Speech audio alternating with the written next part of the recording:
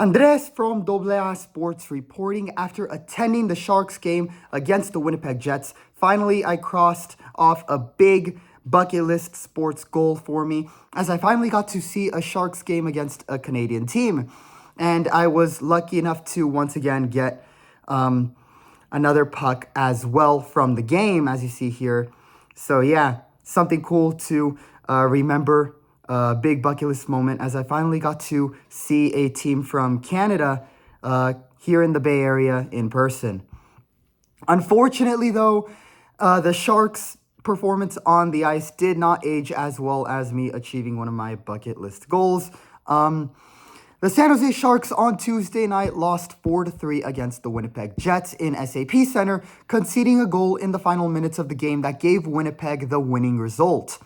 While still a much better performance against the Jets compared to earlier in the season, it was still a disappointing loss given that the Sharks offensively were pretty evenly matched with this informed Jets team. And given how the Sharks offense performed, I do think that had this game gone into overtime, the Sharks could have and would have probably been able to steal this game from the Jets and upset them at home. However, in the final minutes, and the same could be said for many moments in this game, the Sharks defense had another major blunder and essentially shot themselves in the foot, turning the puck over along the boards, allowing the Jets to keep the puck in their attacking zone. This resulted in the game-winning goal for Winnipeg and a heartbreaking final 2 minutes of the game for the Sharks. Now, I did a post-game instant reaction video from outside the Shark Tank, and in this video, I will be grading the Sharks' performance in this game. Again, for those new to my hockey content, I will be grading the offensive front, which will include the wingers, forwards, and center when they push up with puck possession. I will then grade the defensemen, the goalkeeper, the enforcers, and the head coach. With that, here are the Sharks' grades for this heartbreaking and disappointing result. Offensive front, B+. The Sharks' offensive front scored 3 goals in this game. Winger Tyler Toffoli and forwards Macklin Celebrini and Fabian Zetterlund were the goal scorers for the Sharks. Tyler Toffoli scored the first goal for the Sharks off an assist from Kovalenko right in front of the net, which tied the game at 1 goal each. Celebrini scored the second goal with a clever shot that nutmegged both Wenberg and Jets goalkeeper Connor Hellebuyck on a power play opportunity as Wenberg screened Jets goalkeeper Connor Hellebuyck. This tied the game at 2 goals each in the second period. Then, 5 minutes into the third period, Zetterlund scores a bullet past Hellebuyck for the third goal. Both their veterans and young stars on the offensive front produced in this game. However, there were also some opportunities that the Sharks offensively fumbled during this game. The offensive front struggled to maintain control and possession of the puck while transitioning from the neutral zone to the attacking zone as they tried to create opportunities. Their passing skills also weren't consistent in this game either, with some bad passes in the attacking zone, resulting in the Jets easily regaining possession or clearing the puck out. Despite these mistakes, though, the Sharks' offensive front still played good hockey and were competitive against this top-tier Jets team and their goalkeeper, who has been in solid form all year. So B+ grade is pretty good and not bad by any means. It is also worth noting that Nikolai Kovalenko, who the Sharks recently acquired in the Mackenzie Blackwood trade with the Colorado Avalanche, also noted a primary assist in this game. This is already his 5th assist for the Sharks in just 4 games played with his new team. Kovalenko so far has proven himself to be a solid pickup for the Sharks. Defensemen, F. The offensive front had its mistakes, but still got 3 goals and kept the game close and gave the Sharks the chance to win this game despite their mistakes. Frankly, it was the defense that let the team down in this game. Jan Ruda, as I said in my instant post-game reaction video, I thought was awful in this game, but it wasn't just him. Ceci and Liljegren were making very lackadaisical and dangerous passes, failing to protect the puck throughout the game. Jake Wallman's mistake in the neutral zone where he tried to intercept a Jets pass in the neutral zone only to deflect it to Mark Scheifele, gave the Jets a 2-on-1 play, and that's how Kyle Connor scores Winnipeg's first goal. And then the Sharks got penalized twice, once around the midway point in the second period, and a second time midway through the third, resulting in 2 Jets power plays. And with the Sharks already struggling defensively at full strength, now being on the power play kill against the team ranked first in the NHL in terms of power play percentage, this Jets team with their speed and quick movement of the puck on power plays, you just had that feeling that you knew the Jets would score at some point on a power play. Then Mario Ferraro made a major mistake that cost the team the game, turning the puck over along the boards, allowing the Jets to keep the puck in their attacking zone, which resulted in what ended up being the game-winning goal. Ferraro, CC Ruda, Wallman, Liljegren, none of the defensemen played well in this game. They were turnover machines in this game. They couldn't maintain possession of the puck. They couldn't clear the puck out of their own zone. And then they would turn it over in their own zone. The defense, just like last year, is by a mile the weakest part of this Sharks roster.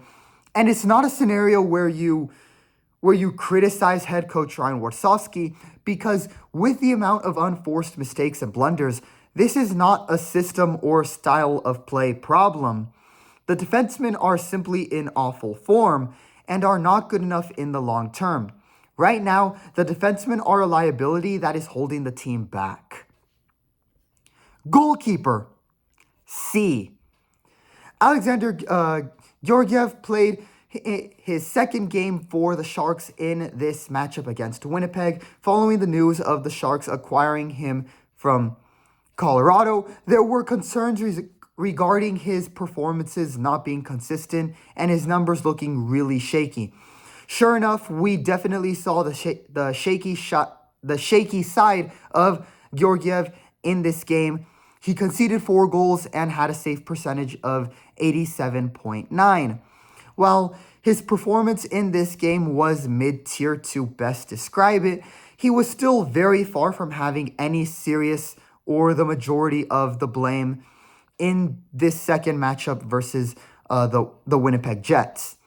The first goal was caused by a neutral zone mistake, resulting in a 2-on-1 where Georgiev didn't stand a chance.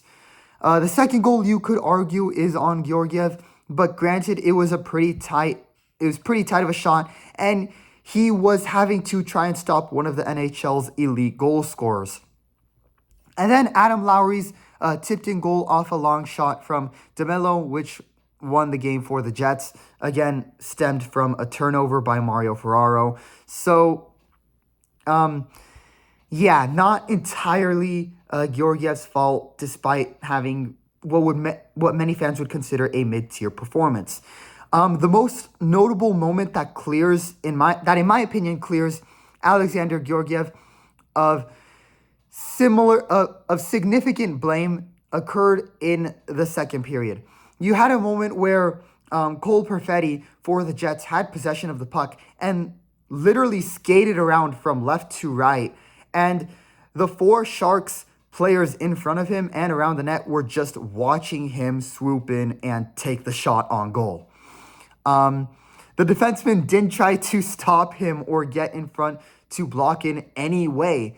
Perfetti had a gifted chance to score, and Georgiev was the only one who stopped him by making the save. So again, not ideal and not convincing so far, but with the unforced blunders and mistakes by the defenseman, such as the near goal conceded to Perfetti, saved by Alexander Georgiev, he is clearly far from significant blame. So C grade, not good, mid-tier performance, but not at significant fault. Enforcers, B. Nobody fully dropped the gloves and fought in this game. However, there was a moment where things got chippy in the third period when Macklin Celebrini was shoved down by Josh Morrissey, causing a scuffle and a shoving match between players on both sides of the ice. Jan Ruda was the first to step in and challenge Morrissey, defending his rookie teammate, followed by Mario Ferraro, who also intervened to protect Celebrini. Morrissey didn't want any part of it, and the referees quickly broke it up. While the defensemen didn't have a good game on Tuesday, at least they still protect their teammates, especially their young star. Head coach, B. For being the youngest coach in the league as well as a rookie head coach, Warsofsky so far is fitting into his new role well, making a positive impact on the team and Sharks organization so far. Offensively, he has this team looking really competitive, and we saw that in the Sharks' last 3 games, also including this game as one of the last 3 versus the Jets, scoring a combined total of 10 goals. However, the defense continues to be a problem under his watch, just like it was last year under David Quinn. Granted, the team is still reconstructing and because of that are limited defensively, and defensemen like Ferraro have good moments, and because Ferraro blocks, checks, and hits so often and brings a physical style of play that is needed, it is that reason why Warsofsky still turns to Ferraro for the big tasks on the ice defensively, despite mistakes he has made. And as we saw with Ruda, who will defend his teammates who are the offensive stars like Celebrini, it is hard to turn away from those players not afraid to get physical on the ice when many of the other players outside of Luke Cunnin won't. But the defense still struggles and makes poor and questionable plays and decisions. And again, it's not a scenario where you entirely criticize Warsofsky, because with the amount of unforced mistakes and blunders, this is not a system or style of play problem. The defensemen are simply in awful form and are not good enough in the long term as this team tries to build up a golden generation. They are limited in their defensive end of the roster, and that's why the defense has been this liability that is holding the team back. However, I would like to see the Sharks and Warsofsky experiment more defensively, even if that means calling up a young defenseman from the Barracuda to try and build up something for the future. That I would say is on him, despite limitations defensively. Try to experiment and take a risk to try and improve the team in this regard, as defensively there is nothing to lose at this point in experimenting to try and improve the defense. What will also be on Warsofsky and general manager Mike Greer in the future is how they address their defensive needs in the draft. With the draft capital they have, the Sharks should look to pick up a couple of young quality defensemen that they can build up around, like the offensive front. Look for them to make roster moves defensively in the future. Final score, Jets win 4-3 with a goal in the final minutes. A competitive game for the Sharks, one they could have definitely won with how well the offense played, but the defense and their mistakes unfortunately let the team down. Of course, like and subscribe to support this sports passion project. But before I end the video, I do want to give a quick injury update. As you have seen in my highlight videos from the game, in the first period, Jets winger Nikita Chibrikov was injured by a shot taken by Jan Ruda. He ended up blocking it with the body and was hit in the abdominal part of the torso, the puck hitting him either in the ribs or stomach. A very scary and ugly moment that we all hate to see, as he ended up being unable to continue and was helped off the ice and into the locker room by teammates. As of filming this grading video, he was unable to play against the Ducks in the following matchup for the Winnipeg Jets, likely due to this injury, and will likely miss some time as he gets loaned back down to the Jets AHL affiliate team. You hate to see this injury to a young prospect they look to develop for the future, who is having a good 4-game stretch, 2 goals and an assist. Again, this move back to their AHL team for the Jets was likely due to him missing time for this injury, and to make sure he has a smooth integration back into the roster from this injury, which again is unfortunate. However, while he did need help from teammates, he was able to skate back to the bench on his own following being hit by the slap shot, and was still able to skate into the locker room which is always a positive sign in injury scenarios. Again, wishing him the best. Hopefully, it is a quick and speedy recovery, and we see the rookie Russian winger back with the Winnipeg Jets this season, as I do think he can be a part of the main team in the future, given he played really good hockey in his 4 games in the NHL so far.